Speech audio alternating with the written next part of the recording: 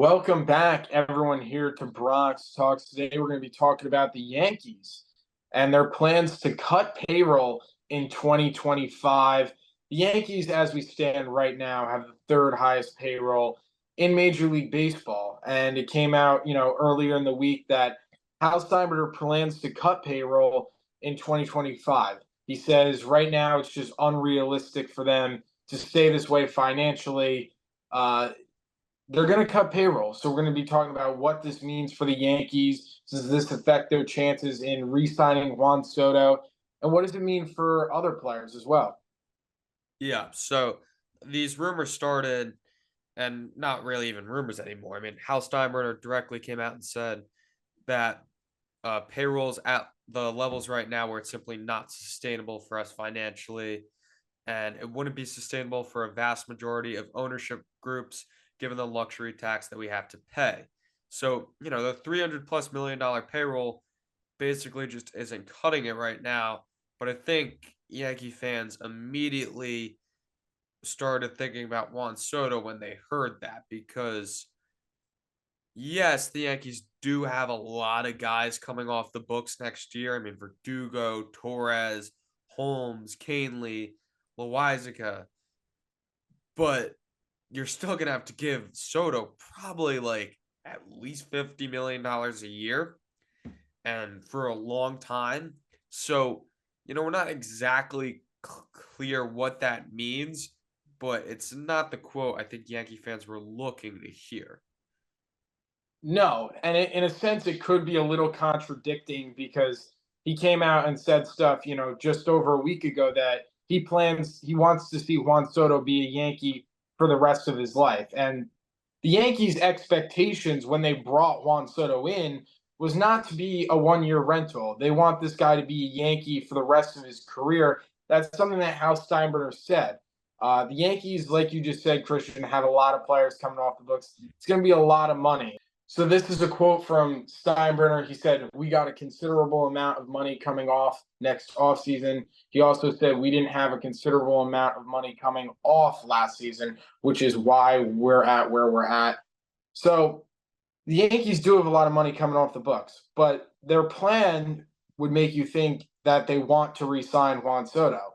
So it's a little contradicting in a sense. Where's that going to put the Yankees at? Because Juan Soto is going to get paid a lot more than he's getting paid this year. I think he's making a little bit over 20 million this year. He's going to be making, like Christian said, at least 50 million. I mean, this guy is going to get a record-setting payday. I don't know what the Yankees do, but when I think about the team next year in 2025, I think the Yankees are going to go cheap in the sense they're going to use the internal options they have. I think at second base, there's no shot we see Gleyber Torres. I think we see a guy like Yorbit Vivas or Oswald Peraza. And then over at first base, Anthony Rizzo's going to make $17 million next year. There is a club option with a $6 million buyout. Do they let Anthony Rizzo walk and buy out his contract and maybe have someone else play first base like DJ LeMahieu? Does Verdugo get re-signed? That they bring in Soto because they probably want to get Dominguez playing time? There's a lot of questions surrounding the players that are still on this Yankees team. Yeah, they have roughly $100 million coming off the books next year, but that includes Juan Soto, who's $20 million. So say you pay him $30 million more. If you let Torres walk, you need a second baseman. If you let Verdugo walk, I guess you can have Jones or Dominguez come in for the outfield.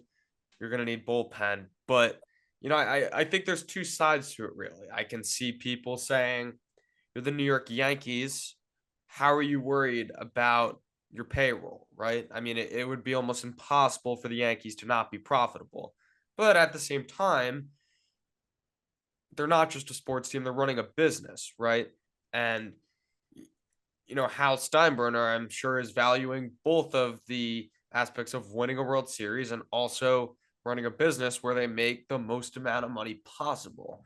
So it's not the quote Yankee fans wanted to hear, but to be honest, Ryan, I'd rather Hal and the ownership be just straight up opposed to dancing around it, and then we're in February and Yankees have offered like $400 million to Soto.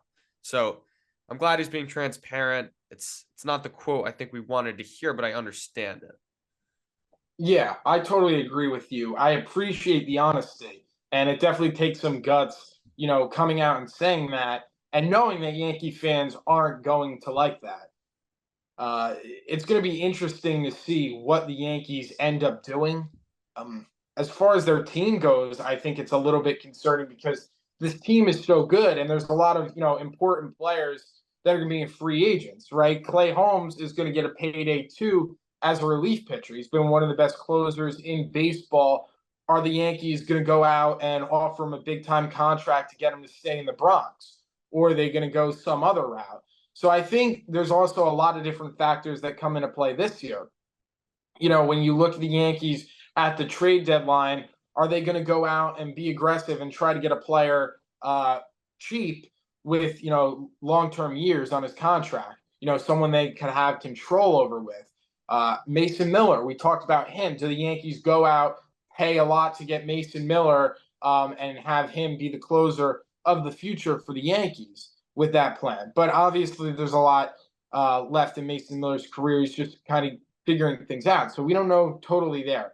But I think the Yankees team could look much different next year. I think there's going to be, a lot of young players, right? When you look in the outfield, you'll either see Dominguez, Jones most likely going to come up next year. And then I think at second base, it's going to be Yorvit Vivas and Oswald Peraza. So the team's going to look a lot younger. It's interesting. It's interesting.